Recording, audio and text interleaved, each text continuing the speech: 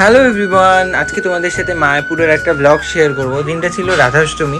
আমরা সকাল সকাল প্ল্যান করলাম যে আজকে মায়াপুর যাব, তো তাই দমদম স্টেশনে চলে এসেছিলাম সকালবেলা একেবারে 7:30 নাগাদ। একটা ডাব খেয়ে দেন স্টেশনে চলে গেলাম ট্রেন ধরবো বলে, কৃষ্ণনগর লোকাল। অনেকক্ষণ দাঁড়ানোর পর রোদ্দুরের মধ্যে তোমরা দেখতে পাচ্ছ অনেক রোদ উঠেছিল সেই দিন।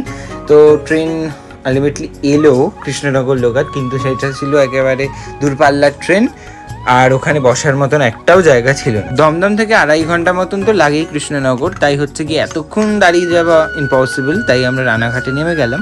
রানাঘাট থেকে আমরা কৃষ্ণনগরে এবার ডিরেক্ট একটা ট্রেনে করে চলে গেলাম। টোটাল 3খানা ট্রেন চেঞ্জ করে আমরা গিয়েছি। যদি ট্রেনটা খালি থাকতো কৃষ্ণনগর লোকাল, তাহলে আর 3টে চেঞ্জ করতে হতো না, দমদম থেকে ডিরেক্ট চলে যেতে পারতো। এতগুলো ট্রেন চেঞ্জ করার যে পরিশ্রমটা, সেটা একদমই গায়ে লাগেনি, কারণ অ্যাম্বিয়েন্স দেখতে দেখতে আর হাওয়া খেতে খেতেই পৌঁছে গিয়েছিলাম কৃষ্ণনগরে। আর সেদিনকার ভিড় তোমাদেরকে বলে বোঝাতে পারবো না। না টোটো না অটো কিছু পাওয়া যাচ্ছিল না, প্রচুর পরিমাণে ভিড়, কারণ রাধাষ্টমী ছিল সেই দিন।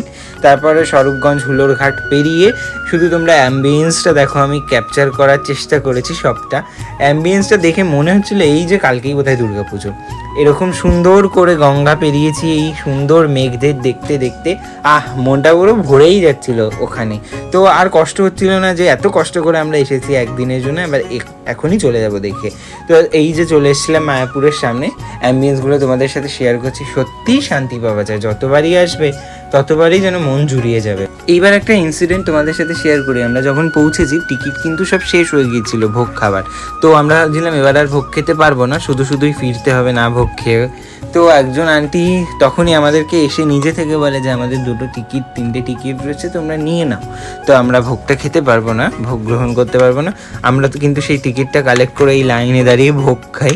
ভোগ খাওয়ার পর আবার একটু অসুস্থ হয়ে গিয়েছিলাম, এত গরম, বসার মতন জায়গা ছিল না। ভেবেছিলাম সন্ধ্যা আরতি দেখে আসবো, কিন্তু আলটিমেটলি সেটা হয়নি। শরীর খুবই আইঠাই করছিল, তাই তখনই কিন্তু ফিরতে হয়েছে। আর আজকের ব্লগ আমি এখানেই শেষ করছি। টাটা সবাইকে, সবাই খুব খুব ভালো থাকো।